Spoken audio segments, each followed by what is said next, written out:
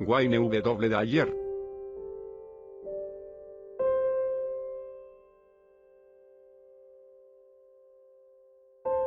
Tus zonas erróneas. Capítulo 7. La trampa de la justicia. Si el mundo estuviera tan organizado que todo tuviera que ser justo, no habría criatura viviente que pudiera sobrevivir ni un solo día. A los pájaros se les prohibiría comer gusanos, y habría que atender a los intereses personales de todos los seres humanos. Estamos condicionados a buscar justicia en esta vida, y cuando no lo conseguimos sentimos enfado, ansiedad o frustración. En realidad, sería igualmente productivo que buscáramos la fuente de la eterna juventud o algún otro mito por el estilo. La justicia no existe. Nunca ha existido y jamás existirá. Simplemente el mundo no ha sido organizado de esa manera. Los gorriones comen gusanos. Eso no es justo para los gusanos. Las arañas comen moscas, lo que no es justo para las moscas. Los jaguares matan coyotes. Los coyotes matan tellons. Los tellons matan ratones.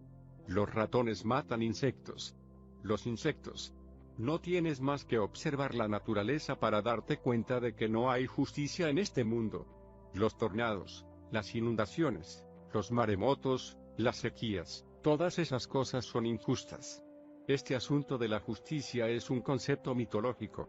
El mundo y la gente que vive en él son injustos todos los días. Tú puedes escoger ser feliz o ser desgraciado, pero esta elección nada tiene que ver con la falta de justicia que veas a tu alrededor. Este no es un punto de vista amargado de la humanidad y del mundo, sino que más bien un informe realista sobre lo que es el mundo. La justicia es un mero concepto casi imposible de aplicar, en especial, en lo que se refiere a tus propias opciones de realización y felicidad personales. Pero muchos de nosotros tendemos a exigir que la justicia y equidad sea parte inherente de sus relaciones con los demás. No es justo. Tú no tienes derecho a hacer eso si yo no puedo hacerlo. ¿Y te haría yo una cosa así a ti? Estas son las frases que usamos. Queremos justicia y usamos su carencia como justificación para la infelicidad. La exigencia de justicia no es un comportamiento neurótico. Solo se convierte en zona errónea cuando te castigas a ti mismo con una emoción negativa al no poder ver la justicia que exiges. En este caso el comportamiento autofrustrante no es la exigencia de justicia, sino la inmovilización que puede generar esa realidad sin justicia. Nuestra cultura promete justicia. Los políticos se refieren a ella en todos sus discursos. Necesitamos igualdad y justicia para todos.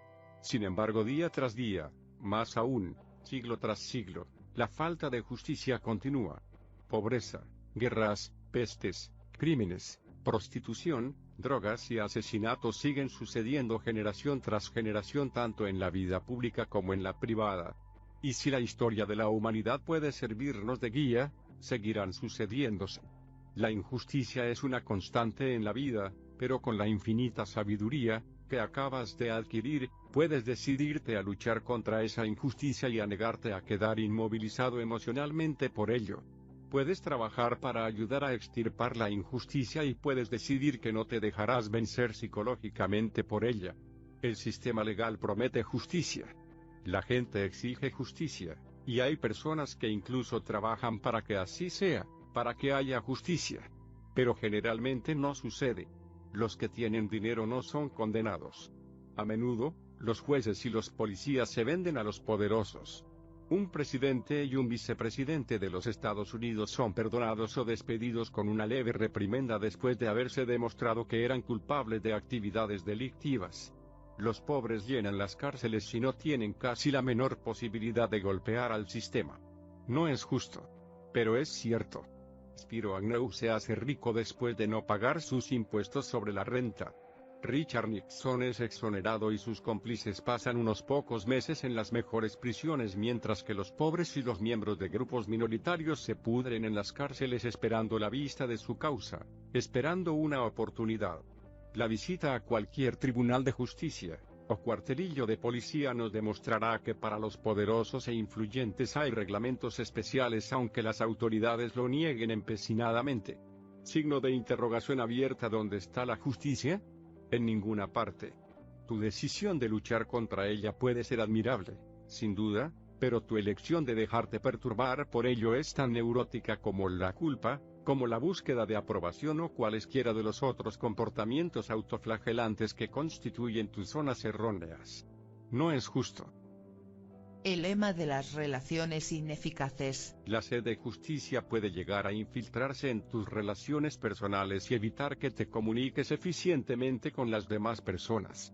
El conocido lema "no es justo" es una de las quejas más comunes y destructivas. Para poder considerar que algo es injusto tienes que compararte con otro individuo o con otro grupo de individuos. Tu mente funciona más o menos así: si ellos pueden hacerlo, yo también. No es justo que tú tengas más que yo. Pero si yo no pude hacer eso, ¿por qué lo vas a hacer tú? En estos casos determinas lo que es bueno para ti basándote en la conducta de otros. Ellos, no tú, están a cargo de tus emociones. Si te sientes perturbado porque no puedes hacer algo que otra gente puede hacer o ha hecho, es porque has dejado que sean ellos los que te controlen. Cada vez que te comparas a ti mismo con cualquier otra persona, estás jugando el juego del "no es justo" y trasladándote desde tu postura de confianza en ti mismo al pensamiento externo dirigido por terceros. Una de mis pacientes, una joven muy atractiva llamada Judy, es un buen ejemplo de este tipo de pensamiento autodestructivo. Judy llevaba 5 años de casada y se quejaba de que no era feliz en su matrimonio. En una sesión de terapia de grupo, ella hizo una dramatización de una discusión conyugal. Cuando el joven que hacía de marido de Judy, que era agente de seguros, le dijo algo desagradable, Judy inmediatamente le contestó diciendo: "¿Por qué dices eso? Yo nunca te digo cosas así". Cuando él le mencionó a sus hijos, Judy dijo: "Eso no es justo. Yo nunca mezclo a los niños en nuestras discusiones". Cuando la interpretación de roles se dirigió hacia los proyectos de una salida nocturna, el razonamiento de Judy fue nuevamente: "Eso no es justo. Tú sales siempre y yo me tengo que quedar en casa con los niños". Para Judy, su matrimonio debía funcionar según una lista de comparaciones. Una para ti, otra para mí. Todo tenía que ser parejo y justo. Si yo hago esto de esta manera, tú tienes que hacerlo igual. No es extraño que se sintiera herida y llena de rencores todo el tiempo, más preocupada de ajustar cuentas y reparar injusticias imaginarias que de examinar y quizá mejorar su vida conyugal. La búsqueda de justicia de Judy era un neurótico callejón sin salida. Ella evaluaba el comportamiento de su marido basándose en su propio comportamiento y su felicidad en base al comportamiento de su marido. Si ella dejara de buscar equidad y hacer cuentas y empezara a tratar de obtener las cosas que quiere sin pretender que sean los demás los que se las brinden, o sea, sin tener que depender de los demás, entonces es seguro que sus relaciones podrán mejorar. El concepto de justicia es un concepto externo, una manera de evitar el hacerte cargo de tu propia vida. En vez de pensar en que las cosas son injustas, puedes decidir lo que realmente quieres y ponerte a buscar los modos para lograrlo, independientemente de lo que el resto del mundo quiere o hace. El simple hecho es que todas las personas son distintas, y no importa cuánto te quejes y reclames porque los demás tienen más que tú, ya que así no lograrás ningún cambio positivo. Necesitarás eliminar las referencias venidas de fuera y tirar los prismáticos que enfocan lo que hacen los demás. Algunas personas trabajan menos y ganan más dinero. Otras personas mejoran sus posiciones por favoritismos mientras que tú eres más hábil y eficiente. Tu esposo y tus niños seguirán haciendo las cosas de una manera diferente a la tuya. Pero si te enfocas a ti mismo en vez de compararte con los demás, te darás cuenta de que no vale la pena molestarte por la falta de equidad y justicia. El telón de fondo de casi todas las neurosis es dejar que el comportamiento de los demás sea más significativo, más importante que el tuyo propio. Si te cargas con frases como "si él puede hacerlo, yo también", vivirás tu vida según lo que piensan los demás y no creándola tú mismo a tu manera. Los celos, una rama de la exigencia de justicia. John Dryden decía que los celos eran la ictericia del alma. Si los celos interfieren en tu vida y te producen una inmovilidad emocional, lo que debes hacer es proponerte como meta eliminar este tipo de pensamiento inútil y perjudicial. Los celos son en realidad una manera de exigirle a alguien que te quiera de cierto modo específico y tú dices no es justo, cuando no lo hacen. Esto proviene de una falta de confianza en ti mismo, simplemente porque se trata de una actividad dirigida a los otros. Permites que el comportamiento de otra persona te produzca incomodidad emocional. La gente que realmente se quiere a sí misma no opta por los celos ni se deja perturbar cuando alguna otra persona no actúa con justicia. Nunca podrás predecir cómo reaccionará el ser que amas ante otro ser humano, pero si escoges ser afectuoso o amable, tú solo puedes experimentar la inmovilidad de los celos si consideras que sus decisiones tienen algo que ver contigo. Eso depende de ti, es tu elección. Si un miembro de una pareja se enamora de un tercero, no es que sea injusto, simplemente es. Si le consideras injusto, probablemente terminarás tratando de imaginarte por qué. Un ejemplo perfecto nos lo proporciona una paciente mía que estaba furiosa porque su marido tenía un affair. La obsesionaba el pensar por qué lo hacía. Se preguntaba constantemente, ¿en qué me equivoqué? ¿Qué me pasa? ¿No soy yo suficientemente buena para él?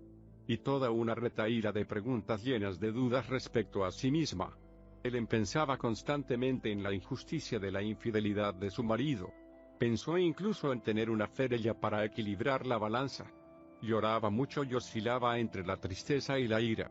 La equivocada manera de pensar de Ellen, que la conduce a la infelicidad, reside en una demanda de justicia que abruma su relación. Esto hace también que la elección de su marido de tener relaciones sexuales fuera del matrimonio sea el motivo de su perturbación. Al mismo tiempo, está usando el comportamiento de su marido como justificativo para hacer algo que probablemente hacía mucho tiempo que quería hacer. Y no lo hacía porque no era justo. La insistencia de Ellen en que las cosas tienen que ser justas implica que si fuese ella la primera en tener un affair, entonces su marido tendría que tomar represalias. El estado emocional de Ellen no va a mejorar hasta que ella decida que la decisión de su marido fue independiente de ella, y que él puede tener 1000 motivos particulares, y ninguno de ellos relacionados con Ellen, para embarcarse en su aventura sexual. Quizás simplemente haya querido hacer algo distinto, quizás sintió amor por otra persona además de su mujer, o quizá quiso probar su virilidad o mantener a raya la vejez. Sea cual fuere el motivo, nada tiene que ver con Ellen. Ella puede ver el affair de su marido como algo que pasa entre dos personas y no como algo dirigido contra ella. La perturbación reside únicamente en Ellen. Puede seguir hiriéndose a sí misma con esos celos autoflagelantes porque se considera menos importante que su marido o la amante de este, o puede llegar a reconocer que el affair de otra persona nada tiene que ver con su propia valía. Algunos comportamientos típicos de demanda de justicia. El comportamiento de búsqueda de equidad es muy evidente en casi todas las áreas de la vida. Por poco perceptivo que seas, te podrás dar cuenta de que surge constantemente en tu comportamiento y en el de los demás. He aquí algunos de los ejemplos más comunes de este tipo de comportamiento. Quejarse de que otros ganan más dinero por hacer el mismo trabajo que haces tú. Decir que no es justo que Frank Sinatra, Sammy Davis, Barbra Streisand, Catfish Hunter o Joan Amat ganen unos sueldos tan altos sin molestarte por ello. Molestarte porque otros cometan infracciones impunemente mientras que a ti siempre te cogen. Desde los que violan las normas de velocidad vial hasta el perdón de Nixon, tú insistes en que la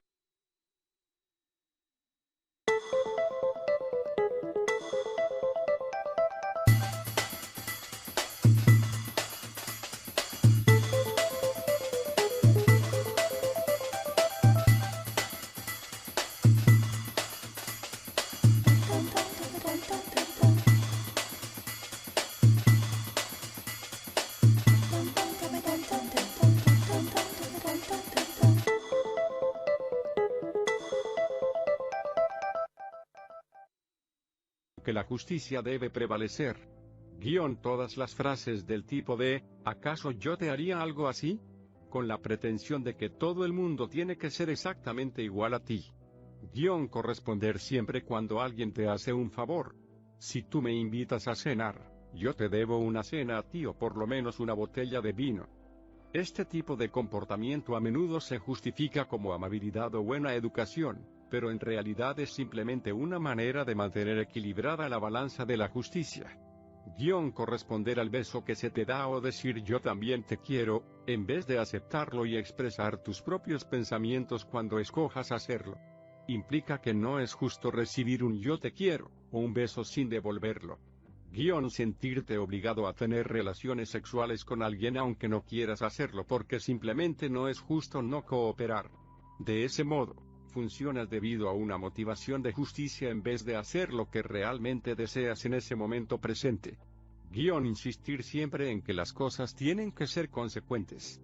Recuerda la frase de Emerson que a menudo se cita equivocadamente: la tonta consecuencia es el duende de las mentes pequeñas.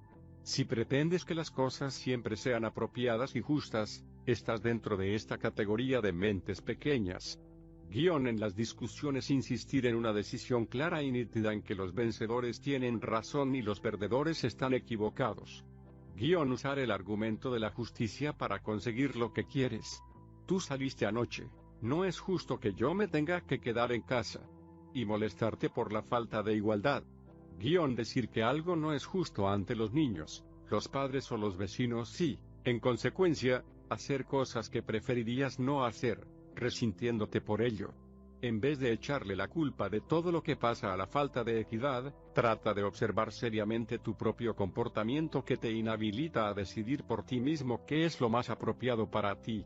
El jueguecito de si él/ella puede hacerlo, pues yo también es una manera de justificar algo que tú haces por medio del comportamiento de otra persona. Esta puede ser la racionalización neurótica que te sirve para hacer trampas, robar, flirtear, mentir, llegar siempre tarde, o para cualquier cosa que prefieres no admitir en tu propio sistema de valores. Por ejemplo, en la carretera, fastidias a otro conductor porque él te lo hizo a ti, o te apresuras a adelantar a uno que va lento para demorarlo más porque él te lo hizo antes a ti, o dejas las luces largas al cruzarte con otro coche porque los coches que vienen en dirección contraria lo están haciendo y pones literalmente en juego tu vida porque tu sentido de justicia ha sido violado. Este es el tipo de comportamiento de él me pegó, así que yo le pego a él, tan común en los niños que lo han visto en sus padres miles de veces. Es la causa de muchas guerras cuando esto es llevado a extremos ridículos.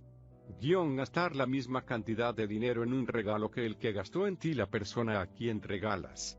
Pagar cada favor con un favor del mismo valor. Mantener tu libro de cuentas equilibrado, en vez de hacer lo que te gustaría hacer. Después de todo, hay que ser justos. Allí están las pequeñas excursiones por el callejón de la justicia, donde tú y los que están cerca de ti se encuentran conmovidos interiormente, a menudo muy poco pero conmovidos de cualquier manera, por esa absurda afirmación que tienes grabada en la cabeza de que las cosas tienen que ser justas. Algunas de las recompensas psicológicas que te impulsan a aferrarte a tus demandas de justicia. Las recompensas para este tipo de comportamientos son generalmente autofrustrantes en el sentido que mantienen la percepción fuera de la realidad y en una especie de mundo onírico que nunca existirá. Las razones más comunes para conservar tus demandas de justicia en pensamiento y comportamiento son las siguientes. Puedes sentirte satisfecho de ti mismo porque eres una persona honorable. Esta es una de las formas que tienes de sentirte mejor y superior. Mientras sigas insistiendo en un sistema mitológico de justicia y te preocupes más de tener tu libro de cuentas en orden y bien equilibrado, seguirás aferrado a esta sensación de yo soy mejor que tú y gastarás tus momentos presentes en sentirte satisfecho de ti mismo en vez de vivir de forma efectiva. Puedes ignorar la responsabilidad por ti mismo y justificar tu inmovilidad transfiriendo la responsabilidad a aquella gente o aquellos hechos que no son justos. Esto te sirve para excusar tu falta de capacidad para hacer y sentir lo que quieres y escoges. De esta manera puedes evitar los riesgos y el trabajo que implica tratar de cambiar. Mientras la injusticia sea la causa de tus problemas, no puedes cambiar. Lo harás cuando desaparezca esta injusticia. Lo que, por supuesto, no sucederá nunca, jamás.